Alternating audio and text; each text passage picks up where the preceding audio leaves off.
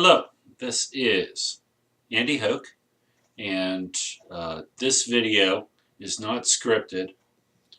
It's probably going to be about 12 or 15 minutes long, and it's just going to be me telling you about this particular guitar. This is my Fender Stratocaster.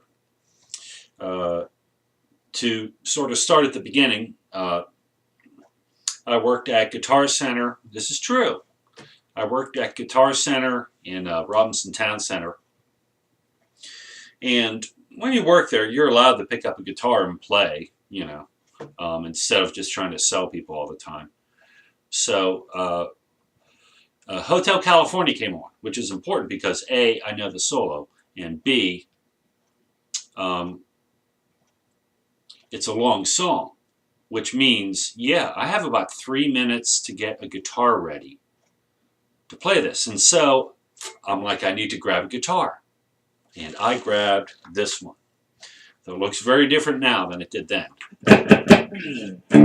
So I have this on the clean setting right now.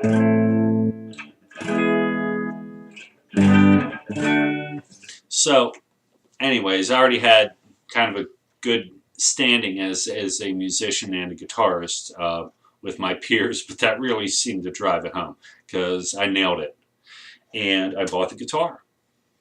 Now, what model this is a Fender Mexican-made 1970s replica Strat.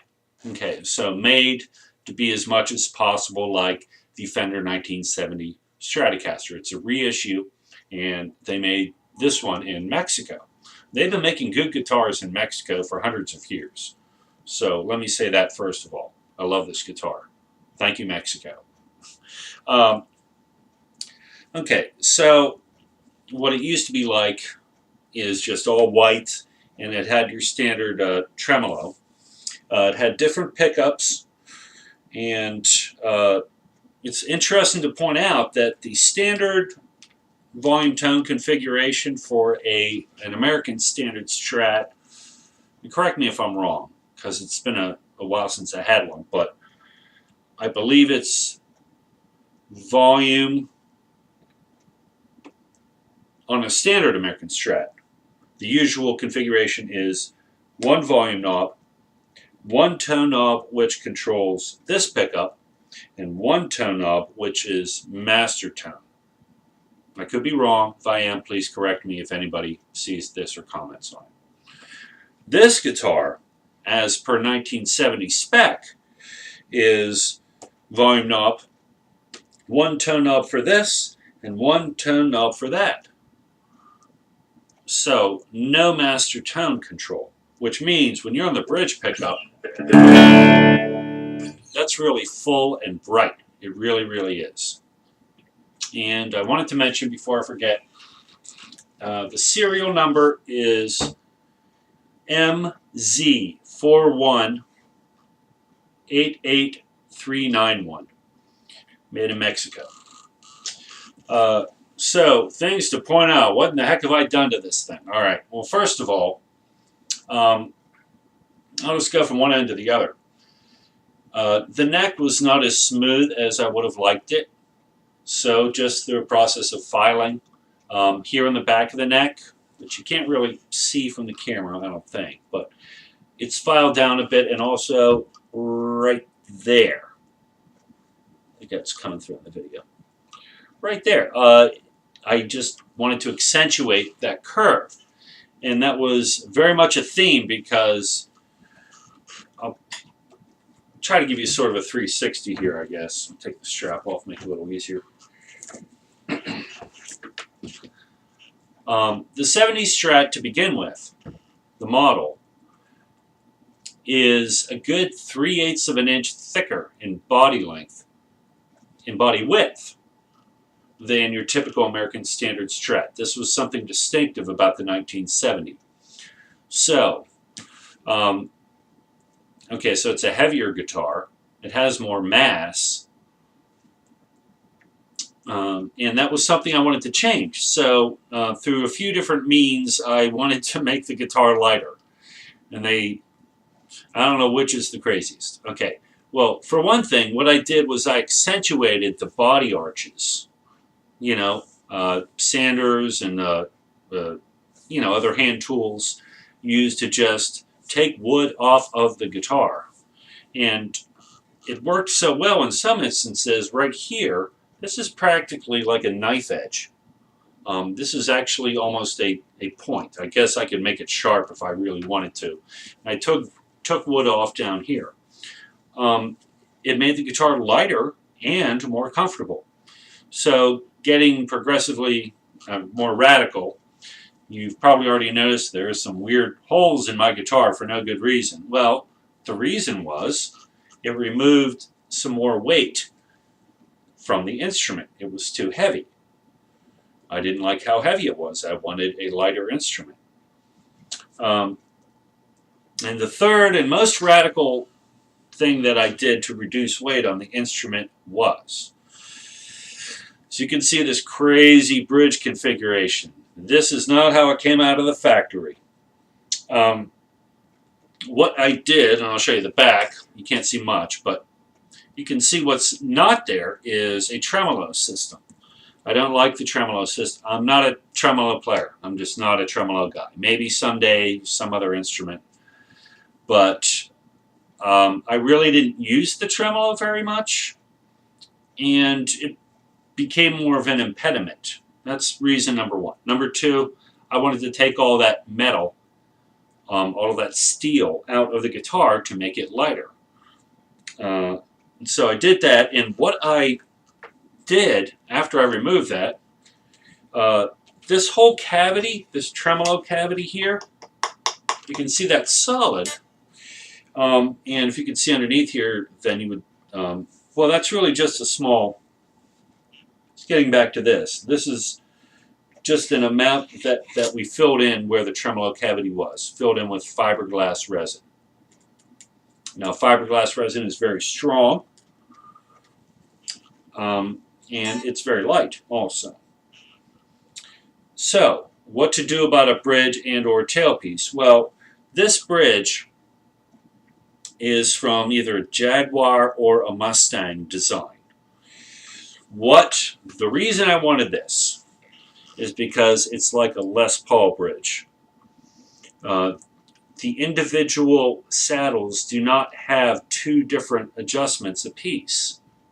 Think about that, 12 extra adjustments. As far as the design of a Strat, I mean, there's so many things to love about the Strat. I'm just saying it's not perfect for me. What I did, see, because this now has a fixed radius, which is of critical importance because it is a 7 1/4 inch radius. And the neck is a 7 1/4 inch radius. And the nut is a perfect 7 1/4 inch radius. What I like about this radius, I guess is obvious, but rhythm playing is so simple because think about it. A circle with a radius of 7 1/4 inches is kind of like that, you know, and a circle with a radius of like 12 inches is going to be a lot more like that. So it just kind of shapes to the hand, the left hand, more easily. But the big improvement, the main thing I liked was it's a fixed radius. There are 12 adjustments I never have to worry about. It's perfect. It's already at the perfect radius. You know, everything matches and you can feel it. It has the consistency of a Les Paul.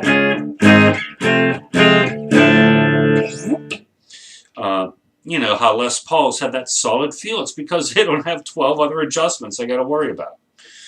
So to finish it off, here's a Les Paul tailpiece. Nice solid way to anchor the strings to the body of the guitar. Of course, I had to drill holes for both of these.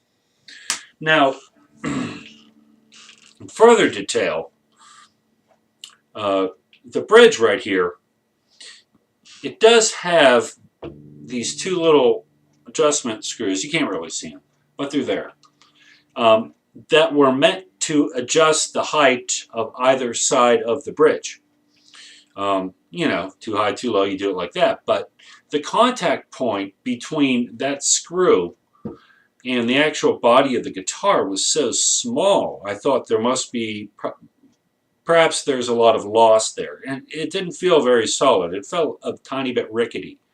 So what I did instead, and this is very, caveman, but what I did was I basically shim this, and I say shim not in the past tense, but in the present tense, because it's a part of the adjustment. Just little pieces of paper. Paper is just wood, just really thin wood. So I can add 2 or 3 or 4 pieces of paper underneath this to shim this side of the bridge if I feel like it's needed. And for the way it feels and sounds, I think it works great. Just physical features and then something on the paint job. In an ideal sense, I still haven't done set the intonation on this yet, but the magic happened like just a few days ago, because this guitar has been in process for a few years. I had it at standard tuning, and I could tell the consistency was there, but it didn't feel good, and I wasn't sure why. So I messed with some adjustments and played my Les Paul more for a while. Then I came back to it, and for a project, I ended up tuning down a half step to E flat, every string down a half step, And I noticed the guitar felt a bit better. And then the third thing that happened most recently is I took it down from standard E, A, D, G, B, E tuning, a whole step, every string a whole step. And suddenly the instrument just came alive.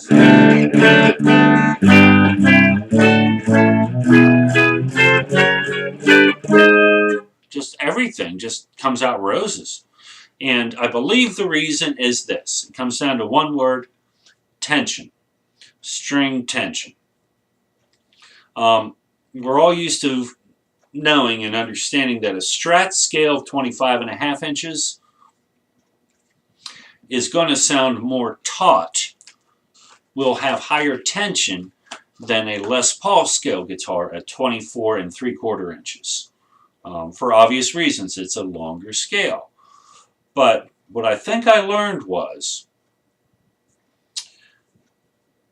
well, I learned a few things, but because the Strat almost always employs a tremolo system, it sets a longer cushion, and it's not quite as taut as you might think. So that is to say that if we actually had a Les Paul style bridge on a Strat,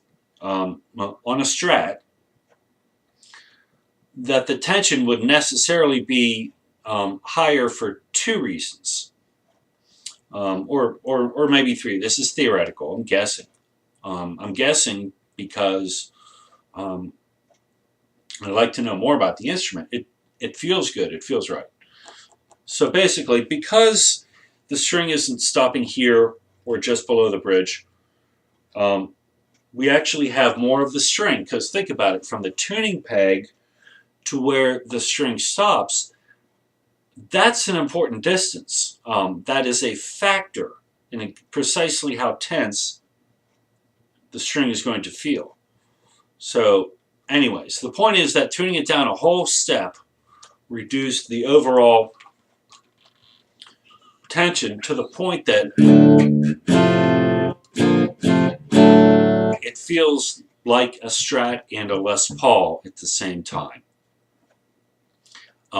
It sounds more like a Strat, but let me put on the overdrive and you be the judge.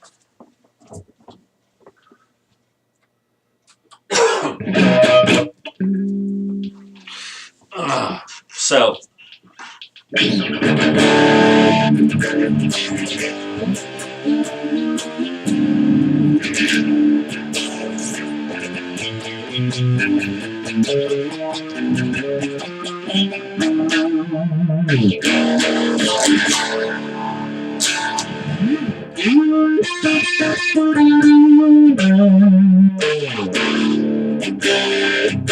I'm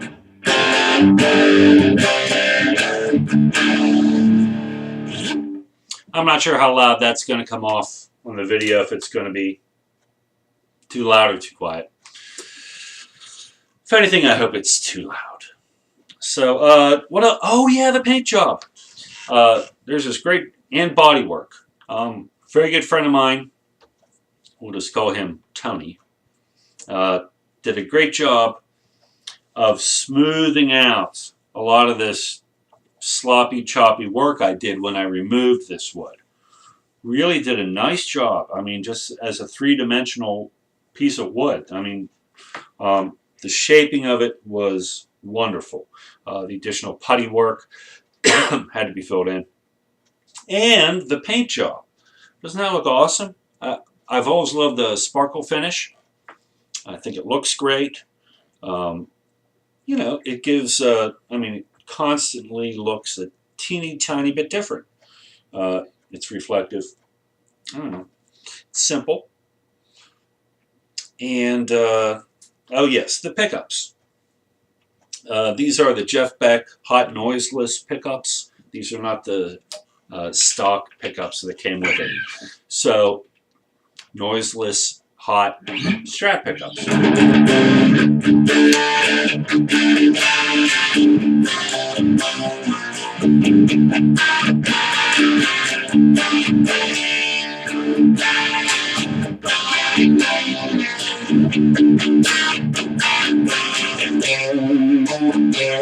Alright, not going to play the whole thing. I'm going to review this video, make sure I didn't get any of the audio or video settings terribly wrong. And if this is the version I end up putting out there, I hope you enjoyed it.